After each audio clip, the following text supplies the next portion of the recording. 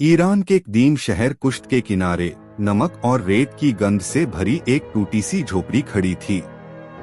यहीं बूढ़ा मछीरा हारून अपनी बीवी चांदनी और 3 जवान बेटियों सवेरा, उजाला और रोशनी के साथ रहता था। समुंदर उनके लिए रोटी का जरिया था, लेकिन कई हफ्तों से मछलियां जैसे किनारे का रास्ता भूल गई थीं। घर का चूल्हा 2 दिनों से ठंडा था। सवेरा की आंखों के नीचे भूख की परछाई थी, उजाला का चेहरा पीला पड़ चुका था और सबसे छोटी रोशनी बस खामोश बैठी रहती, जैसे उसकी भूख शब्द चुरा ले गई हो। चांदनी के पास सिर्फ एक खाली बर्तन था, जिसमें हर दिन उम्मीद डालकर रखा जाता, लेकिन शाम होते होते उसमें सिर्फ हवा बचती। एक सुबह सूरज के निकलने से पहले हारून उठ खड़ा हुआ। उसने बिना आवाज किए अपना पुराना कांटा उठाया और दरवाजे से बाहर निकलते वक्त सिर्फ इतना कहा, आज मैं वहां जाऊंगा जहां कोई नहीं जाता। शायद किस्मत बदल जाए, चांदनी ने सवाल करने की कोशिश की, पर उसकी आंखों में हारून का चेहरा कुछ और ही कह रहा था, जैसे वह किसी अनकहे वादे या खिंचाव के पीछे जा रहा हो। उस दिन समुंदर अजीब था। लहरें ऊंची थीं, पर उनमें एक अजीब सा ठहराव भी था, जैसे वे किसी का इंतजार कर रही हों। हारून की छोटी नाव दूर तक चली गई।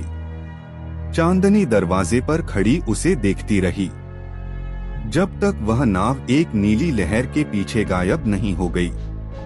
फिर अचानक एक जोरदार लहर आई। समुंदर ने जैसे एक घूंट में नाव को निगल लिया। इंतजार। पूरा दिन बीत गया। दोपहर का सूरज झुलसा रहा था, फिर धीरे धीरे ढल गया, लेकिन हारून वापस नहीं आया। चांदनी बार बार गर्दन उठाकर देखती, सोचती शायद हारून किसी और किनारे चला गया हो, शायद कोई बड़ी मछली पकड़ने में देर हो गई हो, शायद आज कुछ लेकर ही लौटेगा। लेकिन भूख सब्र नहीं जानती। घर में एक दाना नहीं था। 2 दिन से बेटियों के पेट खाली थे। चांदनी ने हिम्मत करके पड़ोसी के दरवाजे पर दस्तक दी। कुछ बचा हो खाने को। पड़ोसी की आंखों में तंगहाली और तिरस्कार दोनों थे। हमें खुद 2 वक्त मुश्किल है।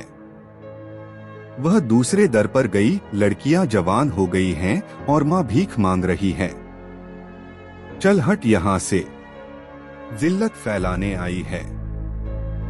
ये शब्द पत्थरों की तरह थे, जो भूख से भी ज्यादा चोट पहुंचाते हैं। रात बहुत भारी थी। भूख का दर्द पेट से निकलकर सिर और दिल में चढ़ गया था। अंधेरे में लहरों की आवाज कुछ ज्यादा नजदीक लग रही थी, जैसे समुंदर खुद कान के पास आकर फुसफुसा रहा हो। सुबह जब चिड़िया भी बोलना भूल गईं, चांदनी ने अपनी 3 बेटियों को गले लगाया। मैं तुम्हारे अब्बा को लेकर आऊंगी। रोशनी ने उसका दुपट्टा पकड़ लिया। अम्मी मत जाओ, उजाला रो पड़ी। अब्बू भी नहीं आए। अब आप भी चली गईं तो हम किसके पास रहेंगे? चांदनी ने उनकी आंखों में देखा, पर उसके भीतर कोई अजीब ताकत उसे किनारे की ओर खींच रही थी।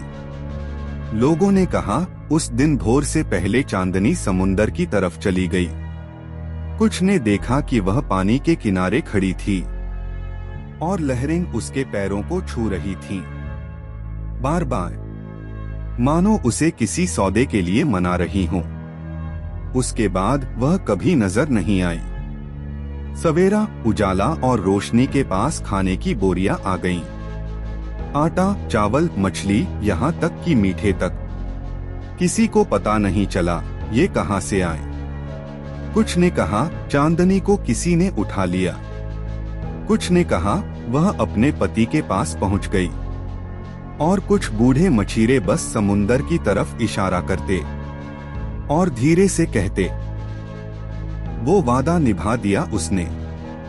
उस दिन समुंदर बिल्कुल शांत था, जैसे उसने अपनी भूख पूरी कर ली हो।